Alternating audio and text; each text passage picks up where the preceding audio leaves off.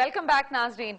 जफर साहब, आपने बात सुनी, ब्रेक पे जाने से पहले हम बात कर रहे थे यास्मीन साहिबा से भी, और हमने ये भी बात की कि कैबिनेट का साइज जो है सिर्फ उसको इंक्रीज किए रखना कोई दानिशमंदी नहीं है। ओवरऑल अगर आप देखें 18वीं तरमीम को और जो इस वक्त डेवोल्यूशन हो चुकी है, जो 30 जून तक हो चुकी है, उससे आप कितने मुतमईन हैं और आपके ख्याल में ऐसी कौन सी चीजें हैं जो इस वक्त पार्लियामेंट को कंसिडर करनी चाहिए? तो लाजमी होगी और नई किस्म की सूरत हाल कुछ ना कुछ जरूर उसमें पैदा होगी, तब्दीलियां आएंगी, क्योंकि डेवोल्यूशन का मतलब ये भी होता है कि आप अगर कुछ निकाल कर ले जा रहे हैं तो जो बकाया पीछे बचती हैं चीजें उनको दोबारा ऑर्गेनाइज करना होता है।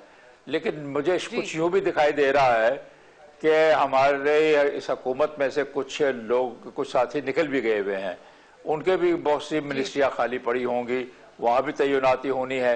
तो शायद जिस चीज का आपको इस वक्त ख्याल आ रहा है और जो काबिल तनकीद है कि सिर्फ वज़रा को रखने के खातिर पोर्टफोलियो न बनाए जाएं और उसके लिए वजारतें न बनाई जाएं, शायद फिर न बनानी पड़े। आप इंतजार करें, देखते हैं आइंदा क्या होने वाला है, क्योंकि देखें एमक्यूएम की वजह से बहुत सारे ओवरऑल 18वीं तरमीम के बाद इस वक्त की जो सिनेरियो है, आपके ख्याल में कि कोई मूवमेंट, कोई लेसन्स है हमारे लिए इस वक्त जो पार्लियामेंट को कुछ चीजों पे इस वक्त दोबारा रिव्यू करना चाहिए?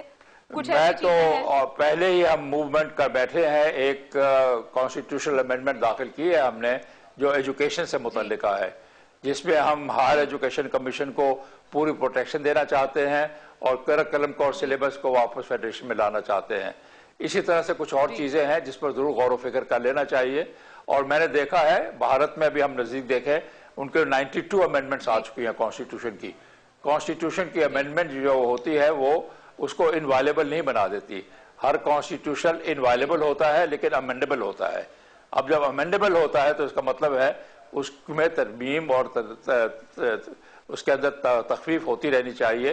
और अब तजुर्बे से हम देख रहे हैं कि बहुत सारी बातें हम शायद 18वीं तरमीम में मजीद कंसिडर करना चाहिए। यास्मीन रहमान साहिबा, आप हमारे साथ मौजूद हैं। मैं पूछना चाहूंगी कि एक बहुत बड़ी अचीवमेंट है इस हुकूमत की भी, तमाम पॉलिटिकल पार्टीज की भी, जो पार्लियामेंट के अंदर बैठी हुई हैं। हमें ये नजर आ रहा है कि सूबों के अंदर, स्पेशली बलोचिस्तान के अंदर, हमें उस पूरी तरीके से जो क्रेडिट हुकूमत को लेना चाहिए था, वहां पे हालात बेहतर होने चाहिए थे 18वीं तरमीम और इख्तियारात की मुंतकली के बाद, वो नजर नहीं आ रहा। तो उसके ऊपर पीपल्स पार्टी का क्या पर्सपेक्टिव है इस वक्त? जी, मैं समझती हूँ कि डेफिनेटली जैसे आपने कहा कि गवर्नमेंट का और तमाम पॉलिटिकल पार्टीज का, पार्लियामेंट का इम्प्लीमेंटेशन जो कमीशन बना रज़ा रब्बानी साहब की सरबराही में, उसके तमाम मेंबर्स का बहुत बड़ा क्रेडिट है कि दिन रात मेहनत करके, और फेडरल गवर्नमेंट ने अपनी लेकिन असर नजर क्यों नहीं आ रहा बलोचिस्तान के अंदर?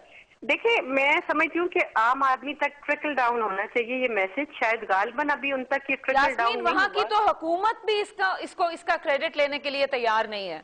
देखिए, वो तो फिर हुकूमत अगर क्रेडिट नहीं ले तो ये मैं पार्टी की हुकूमत है। हाँ जी, बिल्कुल। वहाँ जो मौजूद लोग हैं, वहाँ पे जो बैठे हुए हैं, उनकी कम इल्मी कह लें या जो क्या कह लें कि उनको इसका इम्पैक्ट का अंदाजा शायद नहीं है कि आने वाले वक्तों में ये कितना इम्पैक्ट डालेगा, पॉजिटिव इम्पैक्ट डालेगा, और बलूचिस्तान के अवाम जो है खुद मुख्तारियत रखेंगे और अपने फैसले खुद वहाँ। बहुत शुक्रिया यास्मीन रहमान साहिबा। बाबर साहब, वेरी क्विकली, लुकिंग फॉरवर्ड, इस वक्त पार्लियामेंट को क्या करने की जरूरत है? जो गलतियां हो गई हैं या इम्प्लीमेंटेशन कमीशन के अंदर कुछ चीजें रह गई हैं, किस तरीके से उनको बेहतर करने की जरूरत है? कंक्लूडिंग कमेंट्स आपके। एक तो ये कि स्टैंडर्ड सेटिंग की लेजिस्लेशंस आनी चाहिए, लेबर पे आनी चाहिए, एजुकेशन पे आनी चाहिए, हेल्थ पे, फंडामेंटल राइट्स की आनी चाहिए। दूसरा, फेडरल गवर्नमेंट को मैचिंग ग्रांट्स दे के कुछ एरियाज स्पेसिफाई करने चाहिए ताकि वो फैसिलिटेट कर सके प्रोविंसेस को उन चीजों पे लेजिस्लेट करें जिसमें ये कहें कि हम भी अपना हिस्सा डालेंगे। और तीसरा, सिविल सर्विसेज का रिफॉर्म चाहिए, उससे बगैर एडमिनिस्ट्रेटिव ऑटोनॉमी नहीं क्रिएट होगी।